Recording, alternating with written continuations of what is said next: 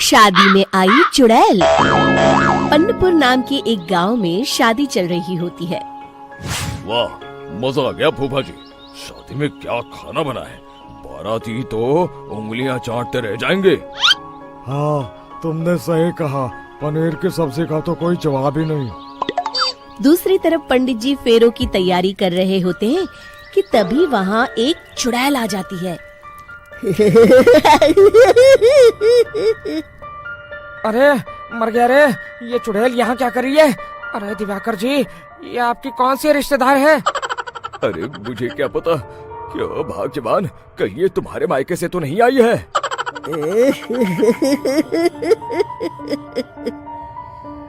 तुम लोगों की इस गांव में बारात लाने की हिम्मत कैसे हुई? मेरे रहते इस गांव में किसी की शादी नहीं हो सकती। अब तुम लोग देखो मैं क्या करती हूँ।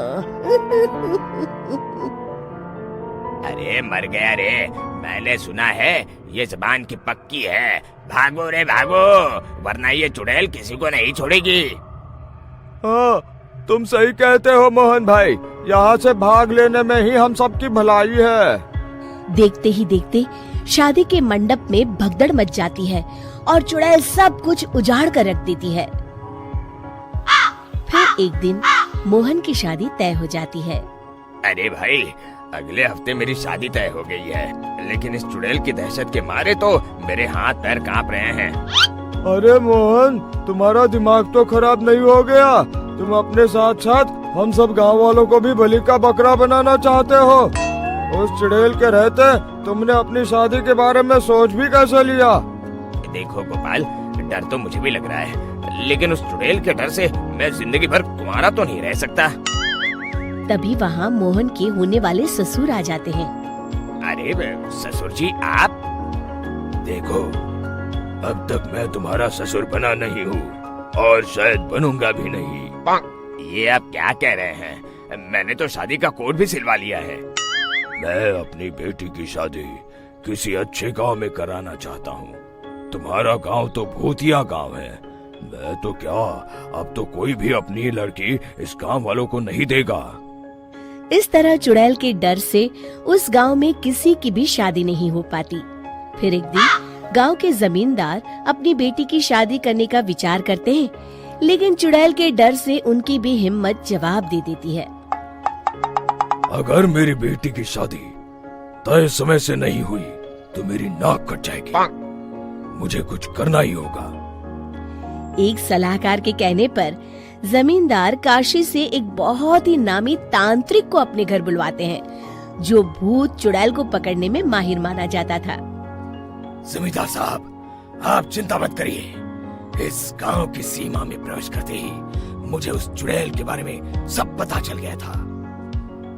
आप उसे जल्दी से जल्दी कैद कर लीजिए ताकि मैं अपनी बेटी की शादी कर सकूं। जब वो चुड़ैल एक इंसान थी, तब ठीक उसकी शादी करने वाले दिन ही उसकी और उसके होने वाले पति की एक दुर्घटना में मौत हो गई थी। उसका होने वाला पति आज भी भूत बनकर जंगल में भटकता है। इसलिए जब तक चुड़ैल की शादी नहीं हो जाएगी, वो किसी और की भी शादी नहीं होने देगी। ये आप क्या कह रहे हैं?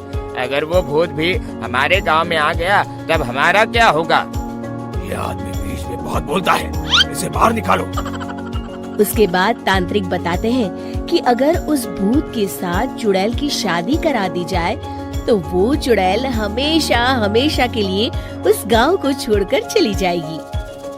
जमींदार साहब, आप अपनी बेटी की शादी की तैयारी शुरू कर दीजिए। मैं कुछ गांव वालों को अपने साथ लेकर उस भूत को ढूंढने जंगल की ओर जाता हूँ। इस तरह जमींदार निश्चित होकर अपनी बेटी की शादी करवाने लगते हैं, लेकिन तभी वहाँ चुड़ैल आ जाती है। मैंने तुम गांव वालों को समझाया था ना कि इस गांव में कभी कोई शादी नहीं करेगा। लगता है तुम लोग मुझे हल्के में ले रहे हो। चुड़ैल जमींदार की बेटी को उठा लेती है।